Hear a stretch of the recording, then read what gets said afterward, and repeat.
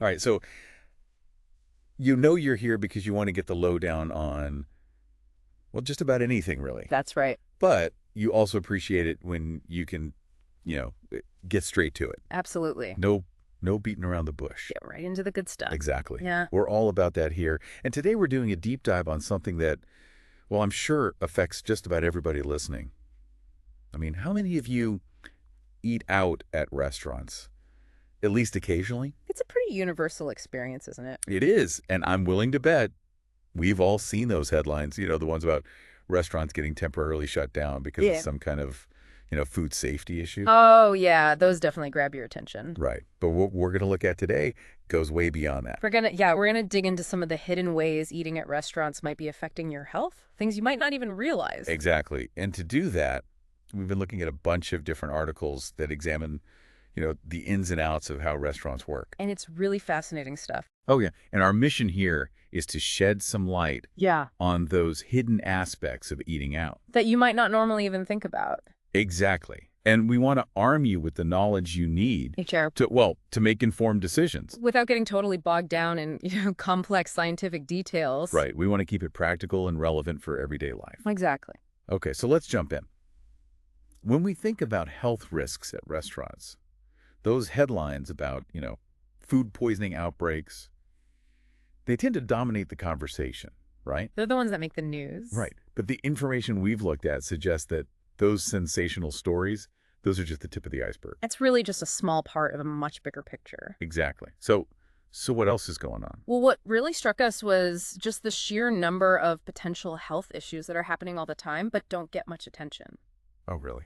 Yeah, it seems like there are countless violations that slip under the radar. Okay, so we're not talking about those major outbreaks. Right, not necessarily. But more like ongoing problems with some pretty basic food safety practices. Exactly. Like what kind of things are we talking about? Well, just think about things like hand washing. I mean, it seems so basic. Okay, you'd think that'd be like the first thing. Absolutely crucial, but it's not always followed as strictly as it should be. Oh, real? And then you have raw ingredients not being stored at the correct temperatures. Oh, wow.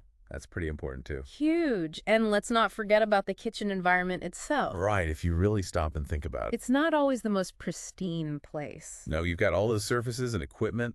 And who knows what might be lurking in those nooks and crannies. Exactly. I mean, it's not like we can see everything that's going on back there. Right. These sorts of conditions can easily become breeding grounds for bacteria. And we're talking about bacteria that you can't see, smell, or taste. Invisible threats. Oh, wow. So it's like this underlying risk that's always there. Exactly. Yeah. It's not just about avoiding the really dramatic cases of food poisoning. Right, there's this persistent risk associated with just the way food is handled and stored. Precisely. Okay, so Yeah. that's pretty eye-opening, but our exploration doesn't stop there, right? Definitely not. We also need to consider the actual ingredients that restaurants use. Right, because, I mean, let's face it, restaurants are businesses. And they need to make a profit. Exactly. So sometimes the pursuit of flavor and efficiency, well, it might come at the expense of our health. That's a crucial point to consider. So what do the articles say about that? Well, they highlighted what they called a trifecta of unhealthy ingredients that are used way too often. Okay, I'm intrigued what's in this trifecta. You guessed it, excessive sugar, salt, and unhealthy fats. Oh, yeah, that sounds familiar. They're the usual suspects, but they can really have a significant impact on our bodies over the long term. Right, we're talking about effects that accumulate over time. Exactly, those sneaky things that creep up on you. Okay, so let's break this down. First, we've got the sodium, right? Right. High sodium levels are super common in restaurant food. And I guess you don't always taste it. No, not necessarily, but consuming that much sodium consistently, it can lead to high blood pressure and eventually heart disease. So it's like a ticking time bomb. In a way, yeah. And then there's the sugar. Ah, sugar the silent killer. It's everywhere, isn't it? It really is lurking in sauces, dressings, you name it. And it's a major contributor to obesity, type 2 diabetes, all sorts of metabolic issues. It throws your body's systems out of whack. It makes it harder to regulate things like blood sugar and weight. Exactly, it's a slippery slope. And let's not forget about the fats. The third member of our unhealthy trifecta. Okay, so what's the deal with fats in restaurant food? Well, the articles were particularly concerned about the use of cheap vegetable oils. Like what, soybean oil, corn oil, that sort of thing? Exactly, those are the ones, and they tend to have a high ratio of omega-6 to omega-3 fatty acids. And that's a problem. It can be if you're consuming them in excess. What happens then? Well, it can contribute to inflammation in the body. And inflammation is bad because... It's linked to a whole host of chronic diseases, including heart disease. So it's like all these little things adding up over time. That's the thing about eating out frequently. Those seemingly small dietary exposures can really accumulate. And it's not just the main ingredients, is it? No, that's just the beginning. There's a whole other layer to consider. We're talking about preservatives and artificial additives. Oh, right. I mean, I know restaurants need to keep food fresh and visually appealing. Of course they want their dishes to look and taste their best. But I have to wonder, what are the potential trade-offs for us as consumers? That's a great question, and it raises some important concerns about the long-term effects of these substances. Like what kind of long-term effect? Well, one of the big ones is the potential impact on your gut microbiome. Okay, so what is the gut microbiome again? It's basically the community of trillions of bacteria that live in your digestive system. And they're important for? Everything really: digestion, immunity, even mental health. Wow, so they're kind of a big deal. Huge. And the concern is that certain preservatives can disrupt the delicate balance of good and bad bacteria in your gut. Oh, that doesn't sound good.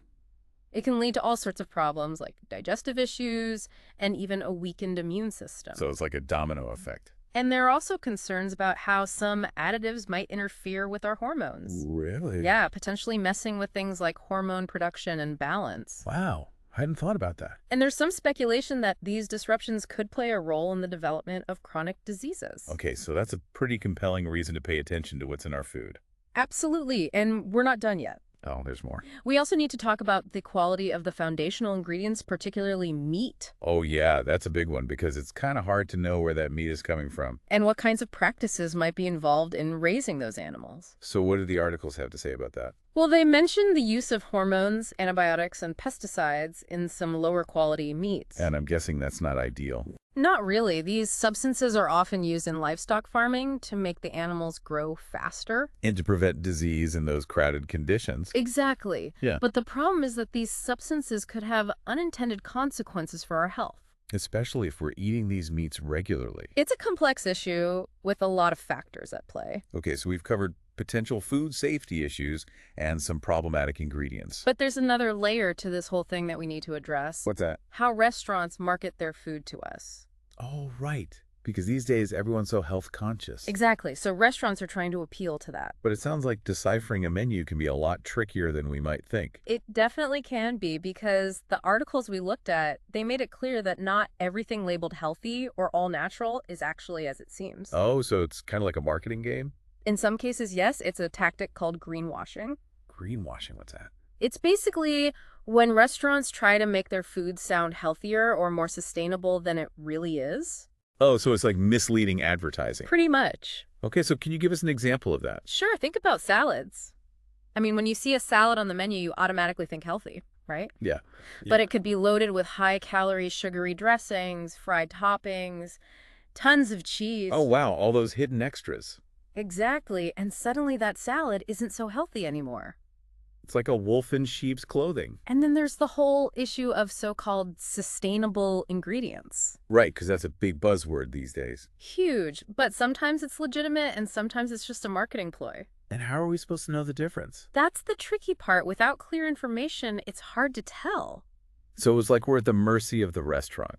In a way, yes. And it seems like a big part of the problem is this lack of transparency. Absolutely. Most restaurants don't give you a detailed breakdown of every ingredient and how it's prepared. Right, you just see a name on the menu and a short description. And maybe a price. So we're kind of left in the dark. To a certain extent, yes. And that makes it really hard to make truly informed choices. Especially if you have specific dietary needs or health concerns. Like if you're trying to avoid certain ingredients. Exactly. How can you do that if you don't even know they're in there? So this really brings the issue home.